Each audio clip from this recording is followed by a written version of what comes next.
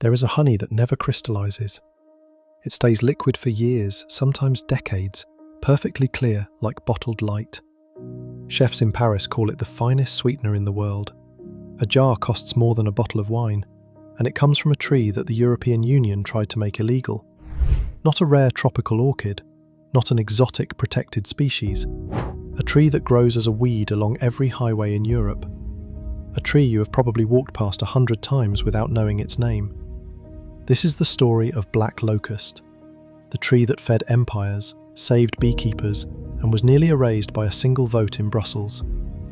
Welcome to Forgotten Plant Remedies. If forgotten knowledge matters to you, subscribe and hit the bell. Every video we make together is a piece of history they hoped you would never find. The archive opens in 2013. The European Commission releases a proposal. They want to create a list of invasive alien species, plants and animals that threaten native ecosystems. Scientists have been raising alarms for years. Something is spreading across the continent, colonizing grasslands, crowding out native trees, changing the chemistry of soil. They want it banned. Banned from import, from sale, from planting. Eradication programs. The species? Black Locust. Robinia pseudoacacia. The same tree that has fed European bees for 3 centuries. One country refuses to accept it. Hungary. The Hungarian government does something extraordinary. They declare Black Locust a Hungaricum, a protected element of national cultural heritage. The same legal status as Hungarian paprika, as Tokaj wine, as the Rubik's Cube. A tree classified as an invasive weed by scientists becomes, by government decree, a national treasure. Why? Because Black Locust covers more than 20% of all forests in Hungary. And because Hungarian beekeepers know something that Brussels bureaucrats do not. Black Locust produces the rarest honey on earth. The flowers bloom for 10 days, sometimes 2 weeks if the spring is warm.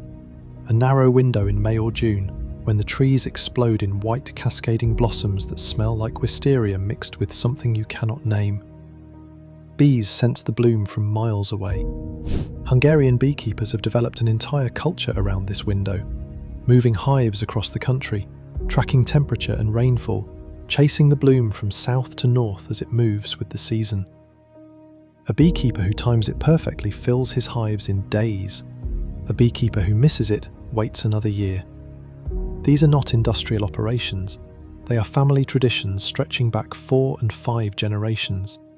Grandfathers who memorized which valleys warm first in April. Fathers who taught their sons to read the weather 2 weeks out. Entire villages in the Great Hungarian Plain, the Alfold, where the acacia harvest is the economic event of the year. Where conversations in May are about nothing else. Where a late frost that delays the bloom by a week is felt in every household. This is not agriculture. It is a living calendar built around a single tree. The honey that results is unlike any other, nearly transparent, pale as winter light, with notes of vanilla and fresh flowers. It does not crystallize, not in months, not in years. Scientists attribute this to its exceptional fructose to glucose ratio, 38% glucose, 44% fructose, higher than almost any.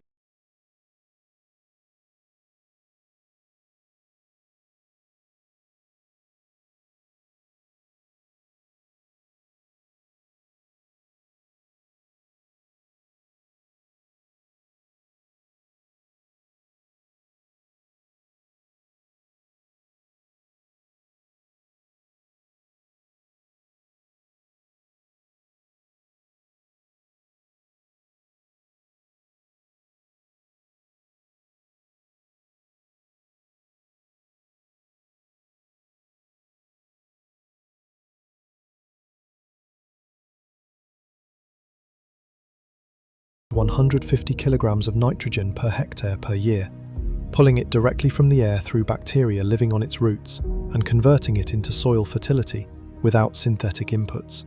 It stabilizes erosion on sandy plains where nothing else survives.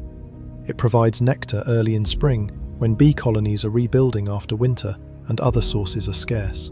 Remove it and Hungarian beekeeping collapses. Remove it and tens of thousands of hectares of marginal land lose the only tree holding the soil together. The European Commission backed down.